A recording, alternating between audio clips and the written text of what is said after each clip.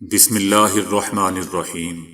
السلام علیکم دوستو، دنیا بھر کی بریکنگ اور سلیکٹڈ نیوز میں آج آپ سنیں گے، لیکن اس سے پہلے اگر ہو سکے تو لائک اور سبسکرائب کا بٹن ضرور دبا لیں۔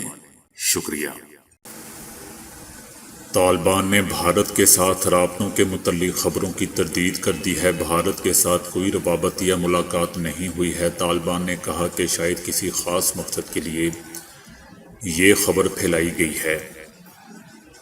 ان کا کہنا تھا کہ ایک اخبار کی رپورٹ پر مزید تبصرہ نہیں کرنا چاہتے۔ دوستو، یاد رہے کہ گزشتہ روز افغان اور ہندوستانی میڈیا نے خبر دی تھی کہ بھارت نے پہلی بار افغان طالبان کے رہنماؤں سے رابطہ کیا ہے۔ رابطوں کا یہ سلسلہ گزشتہ چند ماہ سے جاری ہے، جس میں ایک دوسرے کو پیغامات بھیجے گئے ہیں، لیکن باضابطہ ملاقات کی تصدیق نہیں ہو سکی۔ بھارت نے افغان طالبان کے ڈپٹی لیڈر ملا برادر سے بات چیت کی ہے، جبکہ حقانی نیٹ ورک اور کوئٹہ شورا سے رابطہ نہیں کیا گیا۔ میڈیا کے مطابق افغان طالبان سے بات چیت نہ کرنے کے حوالے سے نئی دہلی کی پالیسی میں بڑی تبدیلی دیکھنے میں آئی ہے اور بھارت نے افغان طالبان سے بات چیت کے لیے مختلف ذرائع استعمال کیے ہیں۔ بھارتی میڈیا کا مزید کہنا تھا کہ بھارتی سیکیورٹی حکام نے گزشتہ چند ماہ میں نیشنلسٹ سمجھنے والے اور پاکستان ایران کے زیر اثر نہ رہنے والے طالبان گروپوں سے رابطے کیے ہیں۔ بھارتی میڈیا کے مطابق کچھ افراد نے بھارت کی اس کوشش کو سراہا ہے اور کہا ہے کہ بھارت کا طالبان رہنماؤں سے رابطہ کرنا مثبت کوشش ہے، جس کے اچھے نتائج برآمد ہوں گے۔ لیکن دوستو، دوسری طرف طالبان نے ٹھوس اور سخت لہجے میں کہا ہے کہ بھارت کے ساتھ کوئی رابطہ یا ملاقات نہیں ہوئی ہے، یہ خبر کسی خاص مقصد کے لیے پھیلائی گئی ہے۔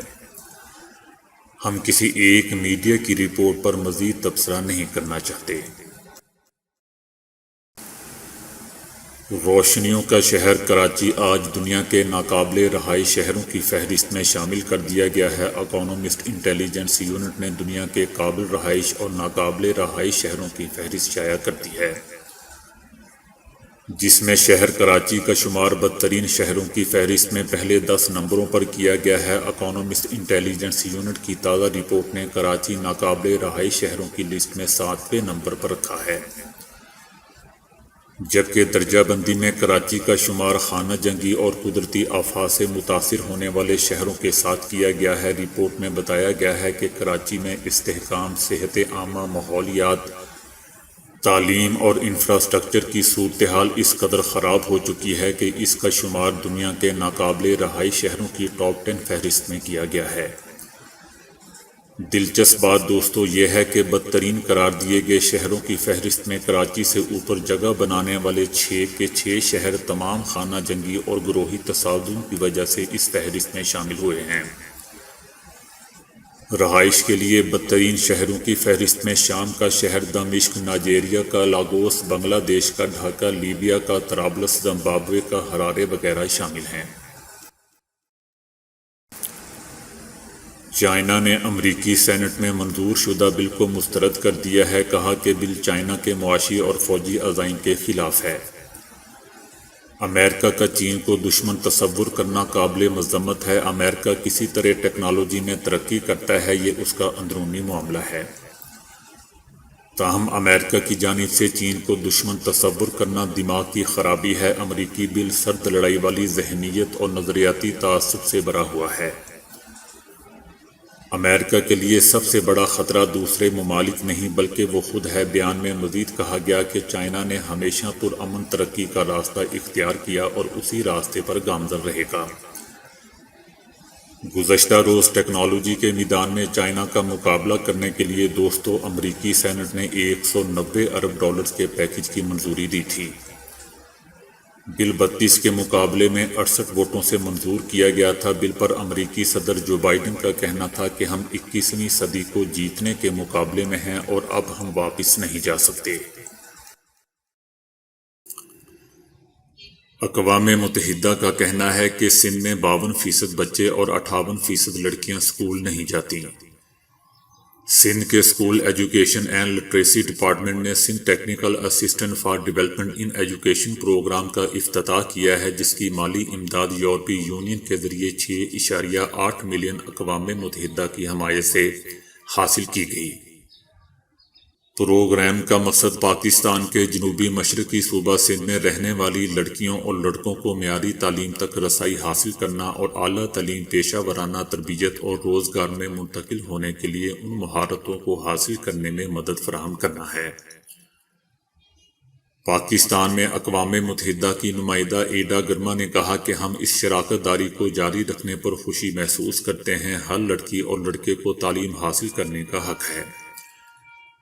اس اہم سرمایہ کاری سے پاکستان میں آئندہ نسلوں بالخصوص لڑکیوں کے لیے مناسب معیار کی تعلیم تک رسائی کو فروغ ملے گا۔ انہوں نے کہا کہ پاکستان میں 5 سے 16 سال کی عمر کے تقریباً 23 ملین بچے اسکول نہیں جا رہے، جو اس عمر گروپ کی کل آبادی کا 44% نمائندگی کرتے ہیں۔ سندھ میں 52% غریب ترین بچے، 58% لڑکیاں اسکول سے باہر ہیں۔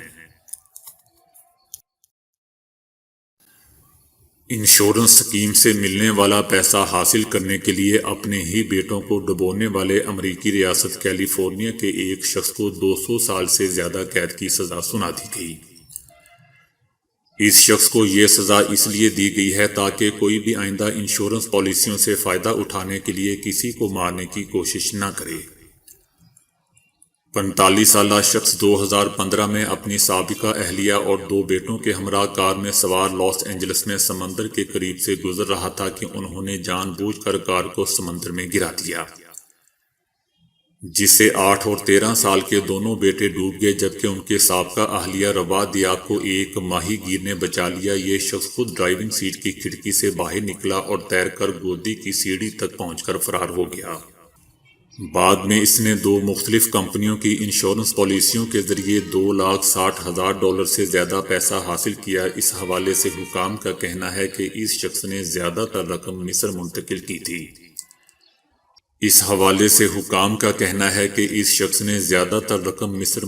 کی تھی۔ جبکہ ان کے امریکی اکاؤنٹ سے تقریباً $80,000 ضبط کر لیے گئے ہیں۔ امریکی ڈسٹرکٹ جج جان والٹر نے ملزم الزمین کے اس جرائم کو شیطانی اور مکروہ قرار دیتے ہوئے 212 سال قید کی سزا سنائی۔ جج نے ملزم کے حوالے سے کہا کہ یہ بہت بڑا جھوٹا ہے۔ 64 سالہ جاپانی شخص گزشتہ 10 برس سے اپنی بیوی کو تلاش کر رہا ہے، تاہم اب بھی وہ پر امید ہے اور اب تک مسلسل اپنی بیوی کو تلاش کر رہا ہے۔ 2011 میں اوناگاوا کی رہائشی یوکو لاپتہ ہو گئی تھی، جن کا سراغ اب تک نہیں مل سکا ہے۔ اس نے اپنے شوہر کو آخری پیغام میں کہا تھا کہ کیا آپ خیریت سے ہیں؟ اب میں گھر جا رہی ہوں۔ اس کے بعد یاسو کی بیوی لاپتہ ہوگی اور تب سے اس کی نہ رکنے والی تلاش جاری ہوگی۔ پہلے اس نے پورا علاقہ چھان مارا، پھر اطراف کے پورے ساحلی علاقوں کو دیکھا، اس کے بعد وہ قریبی جنگلوں میدانوں میں اسے دیوانہ وار ڈھونڈتا رہا۔ 2 سال بعد اس نے تربیت لے کر سمندر کی گہرائی میں اپنی محبوب بیوی کی تلاش میں غوطہ زن ہوا۔ گزشتہ 7 برس میں وہ سمندر کی گہرائی میں 500 مرتبہ غوطہ زن ہو چکا ہے۔ وہ اپنی ہر ڈائیونگ کا حساب رکھتا ہے اور اس کا درست محل وقوع اور گہرائی نوٹ کرتا رہتا ہے تاکہ بار بار ایک ہی جگہ پر جانے سے بچا جائے۔ اب تک ان کی لاپتہ بیوی کا کوئی نشان نہیں ملا ہے، لیکن اب بھی انہوں نے ہمت نہیں ہاری اور ان کا سفر جاری ہے۔ 64 سالہ اس شخص کا عزم اب بھی جوان ہے اور وہ کہتا ہے کہ جب تک ان کے جسم میں حرکت ہے وہ اپنی بیوی کی تلاش جاری رکھے گا۔ دوسری عالمی لڑائی میں فتح کی 75ویں سالگرہ کے موقع پر صدر پیوٹن کے ساتھ پیغامات کے تبادلے میں چینی صدر شی نے کہا ہے کہ 75 سال قبل اسی دن جاپانی جارحیت کے خلاف چینی لوگوں کی مزاحمتی لڑائی کی فتوحات اور جاپان کے خلاف سوویت یونین کی لڑائی نے حتمی فتح حاصل کی تھی۔ چینی صدر شی کا کہنا تھا کہ اس لڑائی میں جو ایشیا، یورپ، افریقہ میں پھیل گئی تھی، اس میں تمام ممالک میں 10 کروڑ سے اوپر اہلکار اور عام شہری زخمی یا جاں بحق ہوئے تھے، جنہوں نے انسانی تاریخ کی سب سے تکلیف دہ قیمت ادا کی تھی۔ چینی صدر نے مزید کہا کہ چائنا اور روس بالترتیب ایشیا اور یورپ کے اہم میدان جنگ تھے جنہوں نے عالمی لڑائی میں فتح کے لیے ناقابل تصویر تاریخی کردار ادا کیا۔ ان کا مزید کہنا تھا کہ چینی اور روسی لوگوں نے ایک دوسرے کے ساتھ مل کر لڑائی کی اور جانوں کی قربانی کے ساتھ ایک اٹوٹ انگ دوستی قائم کی جس نے دو طرفہ تعلقات کی اعلیٰ سطح پر ترقی کی ایک اور مضبوط بنیاد رکھی۔ اقوام متحدہ نے ایک بار پھر بھارت پر زور دیا ہے کہ وہ غیر قانونی طور پر اپنے زیر قبضہ مقبوضہ وادی میں جبری گمشدگیوں اور گمنام اجتماعی قبروں کے معاملات کی تحقیقات کرے۔ اقوام متحدہ کے کم از کم 9 نمائندوں نے اس ہفتے بھارتی حکومت کے نام ایک خط میں اس بات پر زور دیا ہے کہ وہ مقبوضہ وادی میں انسانی حقوق کمیشن کی تحلیل کے فیصلے پر بھی نظر ثانی کرے۔ دوستو، اقوام متحدہ کا یہ تازہ خط ایسے متعدد خطوط میں سے ایک ہے جو مقبوضہ وادی میں انسانی حقوق کی ابتر صورتحال کے حوالے سے بھارت کو بھیجے گئے ہیں۔ ادھر بھارتی کابینہ نے ایک بل کی منظوری دی ہے جس کے تحت اردو اور انگلش کے علاوہ کشمیری، ڈوگری اور ہندی بھی بھارت کے غیر قانونی قبضے سے مقبوضہ وادی کی سرکاری زبانیں ہوں گی۔ اس فیصلے کا واحد مقصد اردو زبان کو نقصان پہنچانا ہے جو کئی دہائیوں سے اس خطے کی سرکاری زبان ہے۔ ادھر پنجابی زبان کو مقبوضہ وادی کی سرکاری زبانوں کی فہرست خارج رکھنے پر آل پارٹی سکھ کوآرڈینیشن کمیٹی کے چیئرمین اور اپنی پارٹی رہنما جگموہن سنگھ نے شدید رد عمل کا اظہار کرتے ہوئے اسے اقلیت مخالف اقدام سے تعبیر کیا ہے۔ تو دوستو، آج کے لیے اتنا ہی۔ ویڈیو کو لائک اور شیئر کرنے کا بہت بہت شکریہ۔